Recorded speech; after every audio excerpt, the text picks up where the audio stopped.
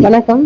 இந்த குழந்தை எல்லாருக்கும் தெரிஞ்சுக்க நிறைய சான்சஸ் இருக்கு. இவங்க வந்து பேரலைஸ்ட் ஆகி அவங்களால மோஷன் போறது ஃபுல்லா வெளியில வந்துருச்சு.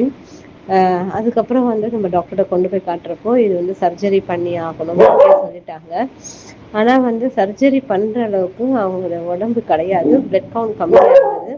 அதனால இன்க்ரீஸ் பண்ணிட்டு தான் பண்ணணும் அப்படின்னு சொல்லிட்டு நம்ம ரொம்ப வெயிட் பண்ணி பார்த்தோம். அப்புறம் சரி ஷெல்டரில் திருப்பி என் வீட்டில் ஷெல்டர் கொண்டு வந்துட்டேன். திருப்பி இத்தனை டாக்டர் சொன்னது வந்துட்டு அப்போதுக்கு சூச்சஸ் போட்டு ட்ரீட்மெண்ட் பார்த்து டெம்பரரி தான் அமிச்சாங்க.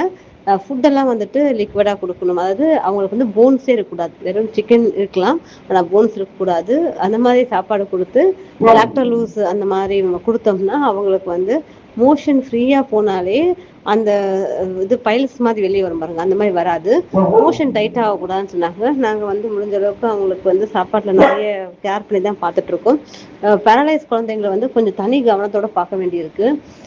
இவங்களுக்கு வந்து மறுபடியும் ஒரு செக்கப் கொண்டு போகணும். ஏன்னா வந்து திருப்பி எங்களுக்கு அது வர மாதிரி தெரியுது. அதனால வந்து நாங்கள் மறுபடியும் கொண்டு போய் என்னன்னு செக் பண்ணணும், பார்க்கலாம். இவங்களுக்காக எல்லாரும் ப்ரேயர் பண்ணிக்கோங்க. குழந்தை வந்து திருப்பி சர்ஜரிக்கு ஃபிட்டாக இருக்கணும், எல்லாமே இருக்கணும். அதனால் எல்லாரும் ப்ரேயர் பண்ணிக்கோங்க. நன்றி.